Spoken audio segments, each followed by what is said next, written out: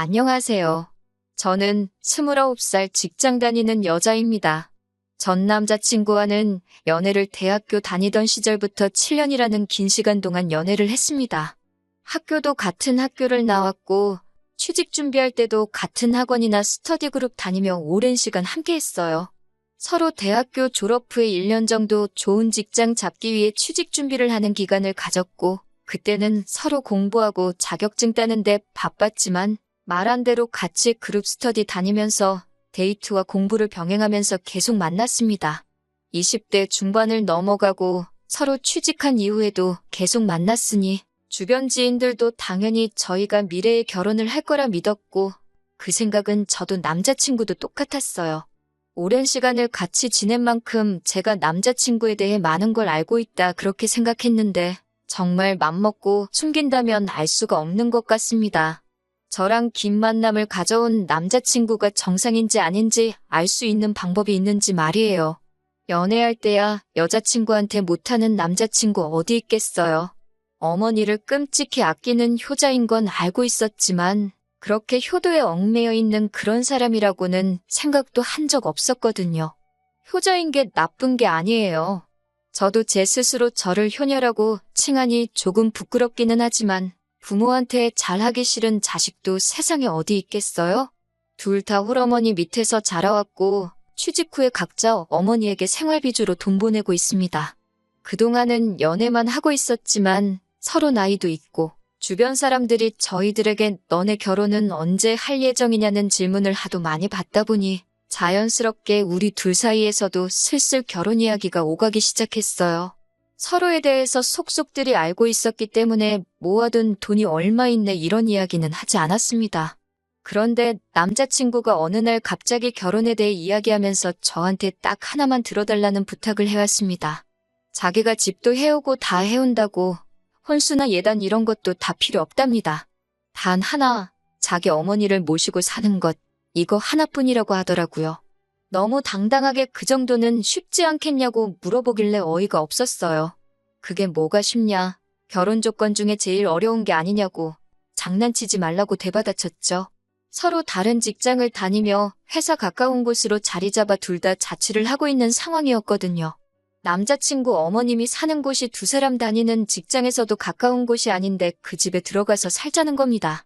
가구나 가전제품 및 살림살이들은 서로가 쓰던 것들이 있으니 그걸 가져오면 되고 그 외에 필요한 것들은 자기가 다 해오겠다고요. 제가 부탁을 들어줘야 하는 상황이니까 맨몸으로 시집오라고 합니다. 쉽다고 말했으면서 자기가 엄청 어려운 부탁하는 건 알고 있기는 하더라고요. 둘 다 비슷한 회사 다니면서 월급도 비슷하게 받고 있는 상황이었기 때문에 저도 할 말은 해야겠다 싶더라고요. 엄마 집으로 들어가서 사는 거면 집은 나도 해올 수 있고 침대며 필요한 혼수들도 전부 제가 해올 능력 된다고요. 그래서 반대로 저도 남자친구한테 물어봤어요. 너가 해올 것들 내가 다 해올 수 있는데 그러면 반대로 우리 부모님 모시고 살 수 있냐고요. 침대 하나만 사오면 부모님 모시고 살 수 있는 거냐고 물어봤어요. 그랬더니 자기가 무슨 침대 하나만 들고 결혼하려고 했는 줄 아냐면서 저보고 비하기 심하다고 하네요. 애초에 신혼생활부터 우리 엄마가 됐든 너네 엄마가 됐든 학가에서 살 생각 전혀 없었다고.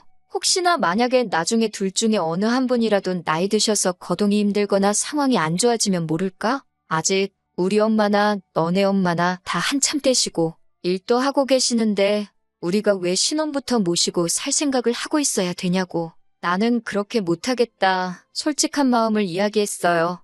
그랬더니 남자친구가 저한테 그래? 그럼 너는 나랑 결혼 못하겠네. 이렇게 자신있게 대답하더라고요. 그때 느꼈어요. 이 사람이 말하는 게 떠보는 게 아니고 진심이라는 걸요. 무슨 면접 보는 것도 아니고 아무리 몇 년을 연애해왔지만 결혼의 자격을 자기 입으로 논하는 게 어이가 없었죠. 부모님 안 모시고 산다면 결혼을 안 하려고 하는 거냐 물었더니 다른 건 몰라도 그것만큼은 양보를 못 하겠다고 하더라고요. 그래서 저도 알겠다고 그러면 둘 다 더 이상 시간 낭비할 게 뭐 있냐고 이만 헤어지자고 강수를 뒀어요. 그러니까 정말 입가에 거품을 물면서 저한테 뭐라 하더라고요. 저보고 이상한 억지 부리지 말라면서 말입니다. 너네 집이 엄청난 부자라면 모를까? 일반적으로 보면 대한민국에서 처가살이하는 남자보단 남자 쪽 부모님 모시고 사는 비율이 더 높다고.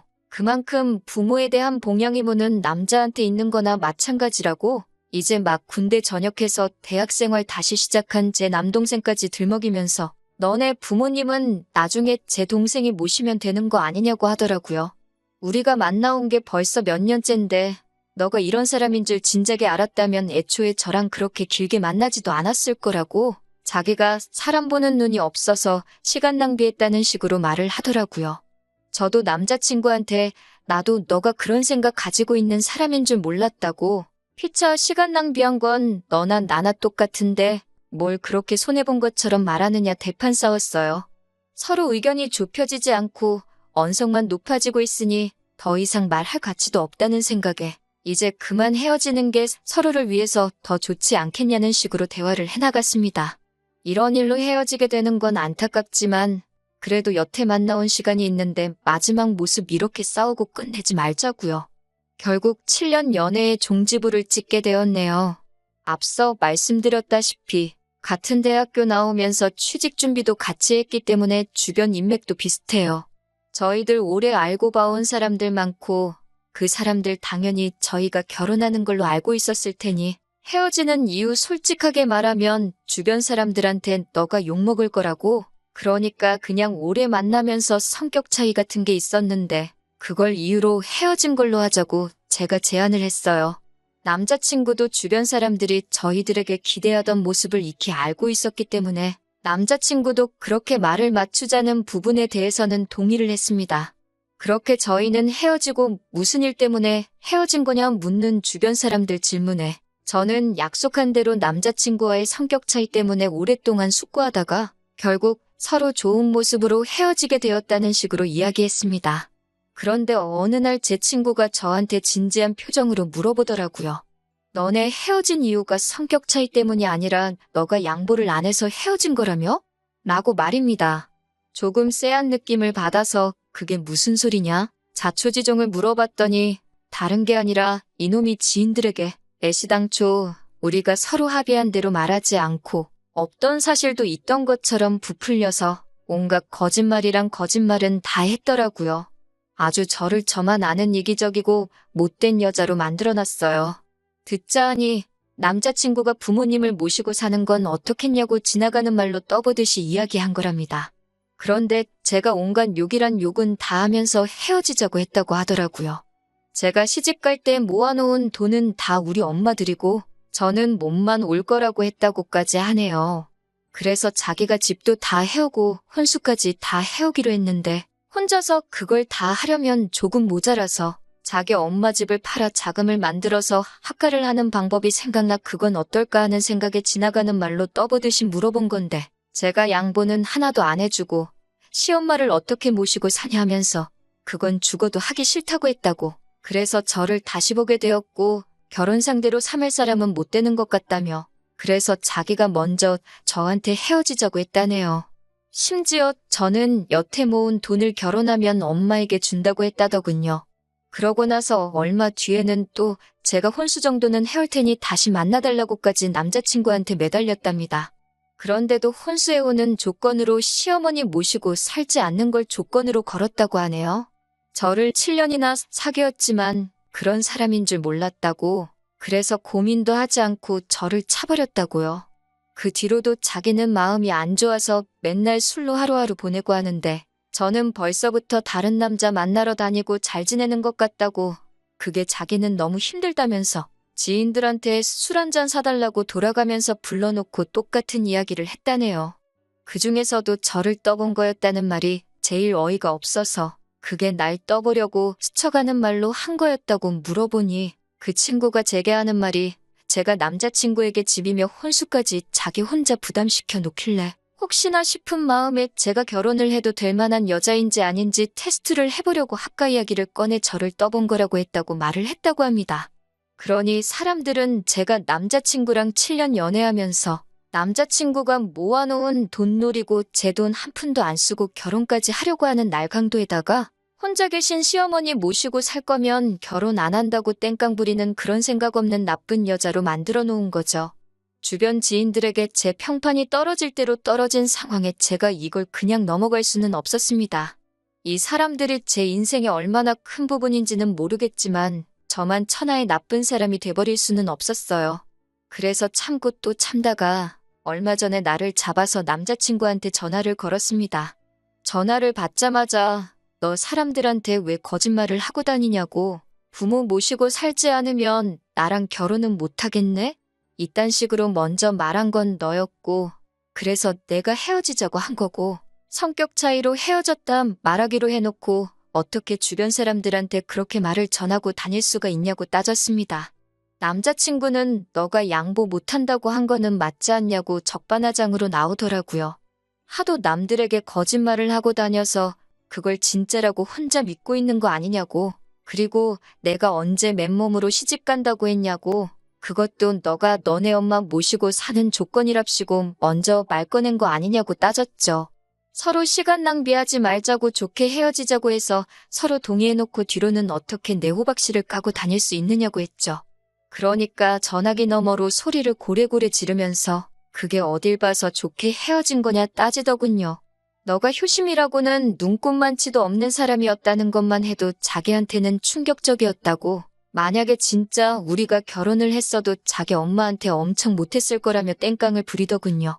웃기는 소리 좀 하지 말라고, 그리고 그렇게 엄마 걱정하는 효자면 지금은 왜 따로 나와서 자취를 하고 있는 거냐고, 진작부터 엄마 집에서 살면서 효도하고 살았으면 모를까? 왜 꼭 결혼을 하고 나서야 엄마랑 같이 살려고 하는 거냐고 따졌습니다. 왜 꼭 효도를 결혼하고 나서부터 하려고 하는 거냐고, 진작부터 어머니 봉양하면서 살고 있었으면 모시고 살겠다고 말했을 때 너가 엄마를 끔찍하게 생각하는 걸 알고 생각이라도 해봤겠는데, 여태까지 대학생 시절부터 자취하면서 따로 살았으면서 왜 이제 와서 효자인 척 하느냐고 한마디 했죠. 그리고 합가 또한 사전에 저한테 비슷한 말 한 번 한 적이 없고, 결혼할 때 다 돼서 깜빡이도 안 켜고 일방적으로 그렇게 해야 한다 통보한 거는 너 아니냐고 계속 쏘아붙이니 자기가 주변 사람들한테 해놓은 거짓말이 앞뒤가 안 맞는다는 걸 느꼈는지 아무 말도 못하고 있더군요. 그러다 한참 뒤에야 어쨌든 너는 모시고 살 생각이 없는 거 아니냐고, 그게 이기적인 거라고 하더라고요.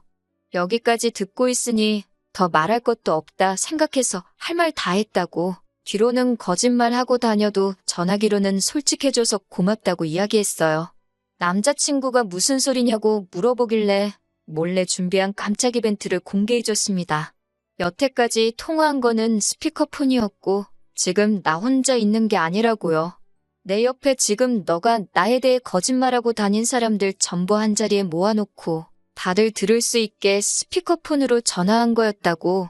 뒤로는 나 몰래 모두에게 거짓말하고 다녔지만 이렇게 스스로 오해 풀어줘서 고맙다고 했습니다. 지인들을 공유하다 보니 남 일에 관심 많고 여기저기 떠벌리기 좋아하는 지인들도 많았어요. 최대한 우리 공통된 지인들에게 이 모든 진실을 속속들이 알려줄 만한 사람들로 엄선해서 자리를 만들었습니다. 남자친구는 제가 저 혼자서 전화를 걸었다고 생각하고 그 사람들이 모여있는 자리에서 사건의 전말을 자기 입으로 다 불어버리고 만 것이죠. 마지막 인사로 여태 뒤에서 나 씹어대느라 술값이며 돈 좀 썼을 텐데 이렇게 스스로 오해를 다 풀어줘서 고맙다고 했어요. 그리고 앞으로 다른 사람 한 방 먹이려거든 좀 더 조심 좀 하고 머리도 좀 쓰라고 전해줬습니다. 전화기 너머로 부들대고 있는 게 다 느껴지더라고요. 다행스럽게도 전 남자친구 덕분에 땅에 떨어진 제 평판은 얼마 뒤에 다시 돌아왔어요. 뒤에서 저를 씹고 수군거리던 사람들도 제가 그럴 사람이 아니란 거 알고 있었다고 저에게 다가와 맘고생 많았다고 다독여주더라고요. 무엇보다 놀랐던 건 남자친구가 이렇게 많은 사람들에게 제 뒷담화를 하고 다녔나 싶을 정도로 열 손가락으로 헤아릴 수도 없을 정도로 수많은 사람들이 이제야 오해를 풀었다며 저에게 연락을 해왔다는 거예요. 같이 취업 준비하면서 오랫동안 쌓아온 인맥이기 때문에 모임도 그만큼 잦았는데 남자친구는 그렇게 만천하에 자기의 본색을 들켜버린 이후로는 지인들 모임에도 코빼기도 비추지 않게 되었습니다. 네 편, 내 편 나눠서 싸우려고 하던 건 아닌데 그래도 이유도 모르고 한 방 먹었으면 더 크게 한 방 돌려주는 게 인지상정 아니겠어요? 7년을 만나온 남자친구와는 영영 이별하게 되었지만 남자친구는 저뿐만 아니라 그동안 같이 동고동락 해오면서 오랫동안 이어온 인연들까지 다 잃게 되었네요. 자식이 부모에게 효도하는 건 당연한 일입니다. 그런데 자기가 직접 해야 할 효도를 다른 사람에게 떠넘기는 건 진짜 효도가 아니라고 생각해요. 대신 해줄 사람을 찾을 시간에 엄마 주름진 손에 로션이라도 발라드리는 게 진짜 효도 아닐까요? 저도 이번 일을 계기로 다음에 만날 사람은 꼭 서로의 의견에 귀 기울여주고 대리효도 강요하지 않는 사람을 만나야겠다는 생각이 드네요.